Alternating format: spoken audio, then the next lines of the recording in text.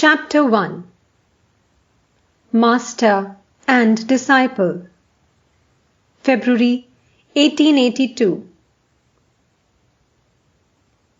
It was on a Sunday in spring, a few days after Sri Ramakrishna's birthday, that M met him for the first time. Sri Ramakrishna lived at the Kalibadi, the temple garden of Mother Kali, on the bank of the Ganges at Dakshineshwar. M, being at leisure on Sundays, had gone with his friend Sidhu to visit several gardens at Barangor. As they were walking in Prasanna Banerjee's garden, Sidhu said, "There is a charming place on the bank of the Ganges where a Paramhansa lives. Should you like to go there?" M assented, and they started immediately for the Dakshineshwar temple garden. They arrived at the main gate at dusk and went straight to Sri Ramakrishna's room. And there they found him seated on a wooden couch, facing the east. With a smile on his face, he was talking of God. The room was full of people, all seated on the floor, drinking his words in deep silence.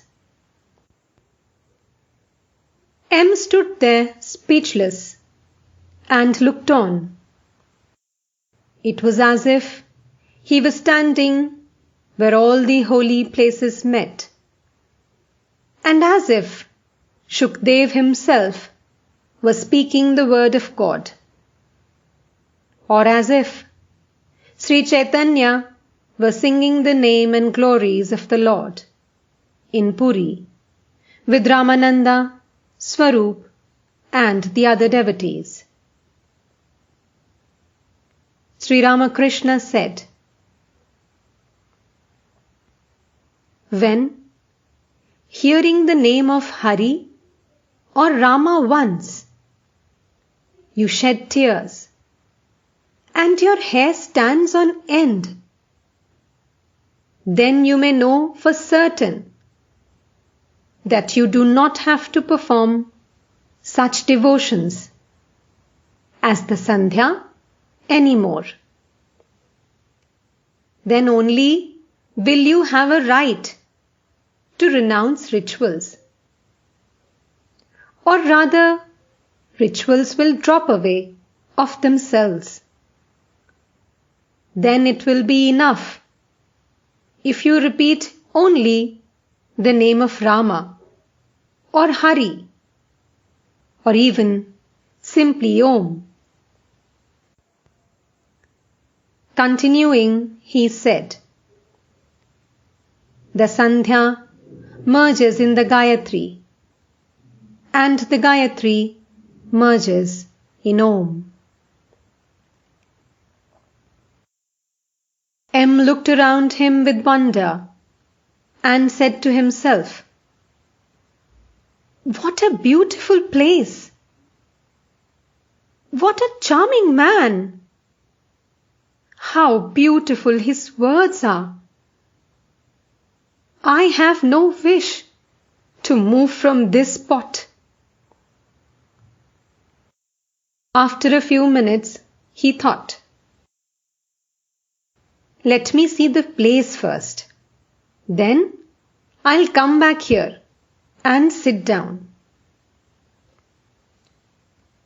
As he left the room with Sidhu, he heard the sweet music of the evening service arising in the temple, from gong, bell, drum, and cymbal. He could hear music from the Nahabat too, at the south end of the garden. The sounds travelled over the Ganges, floating away and losing themselves in the distance. A soft spring wind was blowing, laden with the fragrance of flowers. The moon had just appeared.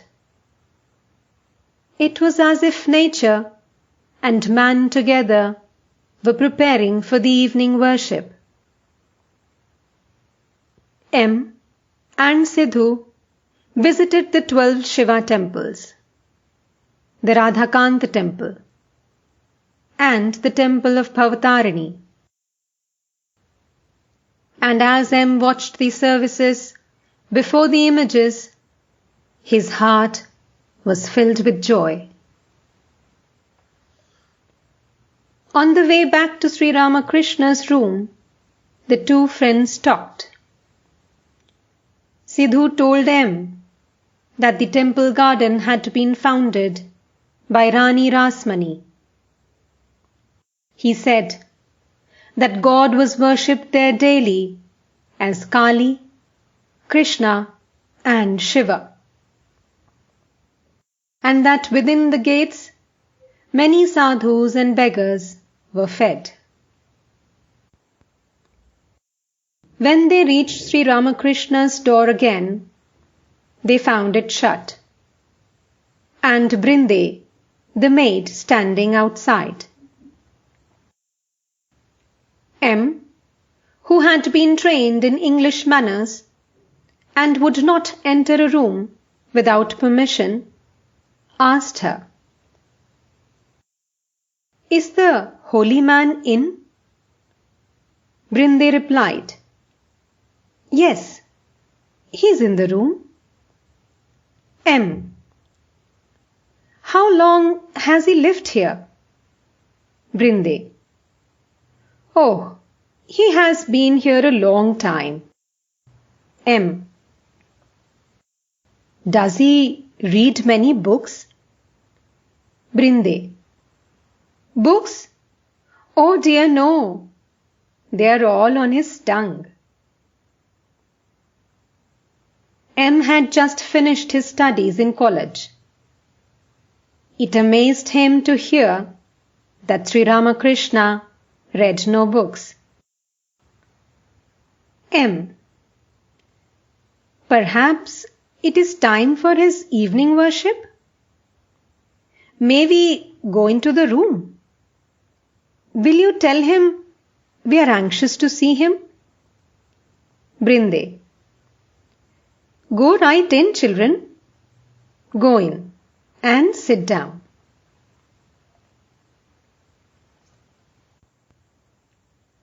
Entering the room, they found Sri Ramakrishna alone, seated on the wooden couch.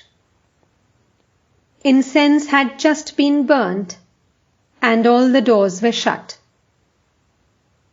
As he entered, M. with folded hands saluted the master. Then, at the master's bidding, he and Sidhu sat on the floor. Sri Ramakrishna asked them, "Where do you live? What is your occupation? Why have you come to Barangor?" M. answered the questions, but he noticed that now and then the master seemed to become absent-minded. Later, he learnt that this mood is called bhava, ecstasy. It is like the state of the angler who has been sitting with his rod. The fish comes and swallows the bait, and the float begins to tremble. The angler is on the alert. He grips the rod and watches the float steadily and eagerly. He will not speak to anyone. Such was the state of Sri Ramakrishna's mind. Later, M. heard and himself noticed that Sri Ramakrishna would often go into this mode after dusk, sometimes becoming totally unconscious of the outer world.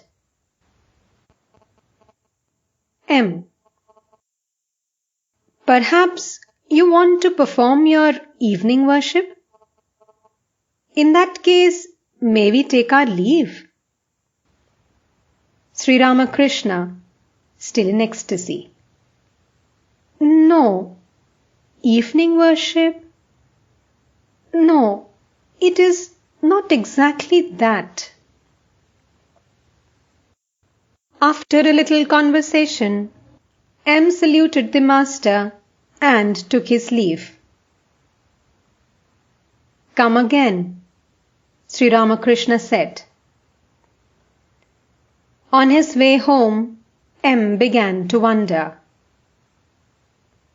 Who is this serene-looking man who is drawing me back to him?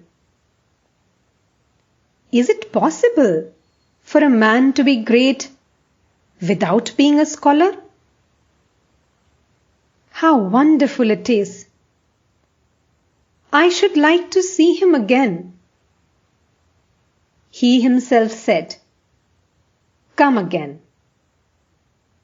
I shall go tomorrow or the day after.